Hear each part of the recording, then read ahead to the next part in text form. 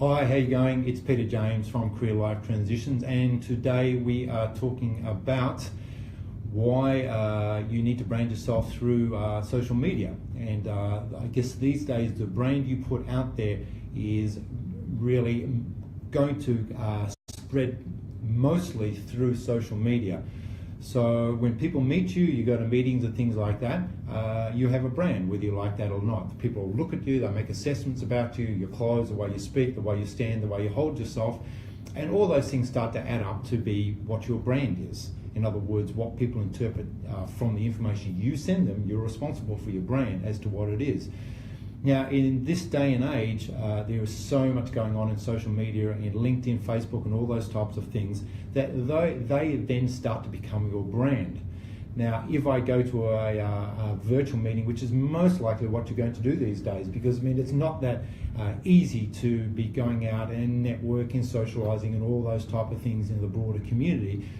So the shortcut for that is things like LinkedIn or Facebook, where you can reconnect with a whole range of people. You can connect with people in the industry, friends, school friends, all those types of things, without actually physically having to go and meet them face to face, which then creates the issue of what is your online brand.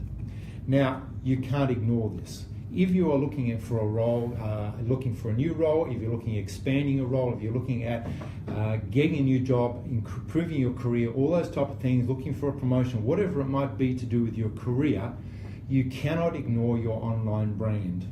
And that is what someone sees when they pull up and open something on you on some kind of social media. Now, there's a lot of statistics that say that people that are looking for roles, looking for promotion, looking for those type of things will be searched by their future employer or potential employer on LinkedIn, Facebook, those type of things. There's lots of information coming through saying that people are rejected on the basis of what is on their Facebook, LinkedIn page, that type of thing, which just goes to reinforce what we're talking about. So, if you're looking for anything to do with promoting your career out there, you need to be super conscious of what you put on social pages that are available for everyone to look at. Now, you might have a fun page on Facebook or something like that, but you need to manage that quite closely so it doesn't go out into the public arena if there's things on there you wouldn't want to impact on your brand. And that may be anything to do with even just pictures of you at the beach, or drinking with your friends, or whatever recreational activity you might be undertaking. If that's not what you want someone to see about you outside of your personal domain, then don't put it on Facebook and LinkedIn. But it goes more than that. Really, these days, if I meet somebody, the first thing I'll do is go back and have a look at their LinkedIn profile. Now, that LinkedIn profile needs to come across professional, needs to come across well. If you even put an application in with your resume on there, it's more than likely someone will take your name, put it into LinkedIn, and have a look at what you look like. Now, a lot of the LinkedIn pictures and what have you are quite professional, but some of them are not professional. If you have a LinkedIn picture of you in a motorbike helmet, or a LinkedIn picture of you with you and 20 of your mates, or those type of things, it's not really creating the brand that you want. And although having a resume is absolutely key, and that's what we've really been focusing on in our discussions over the last month or so, that's one stage of it. The next stage of it is building your brand, building your profile, and what you put on LinkedIn and Facebook and Twitter and all those type of things start to indicate that. If you have strong political views or anything like that, and you put it on Twitter, it is likely that someone read that may have an opposing political view, and that will impact on your career, and could possibly impact on your career and possibly impact on your brand.